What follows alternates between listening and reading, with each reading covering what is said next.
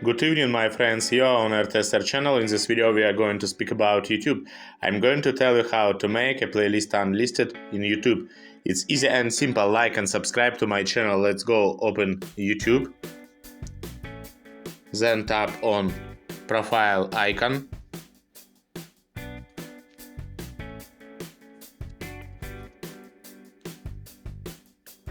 Select a playlist you need. Tap here. Tap on Edit.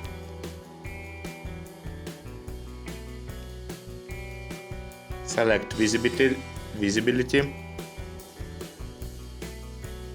Select Unlisted. Next, tap on Save. Okay, you did it. It was easy and simple. Thanks for watching. Like and subscribe to my channel. My dream is to get 100,000 subscribers. Do you think I can do it? Please write in the comments.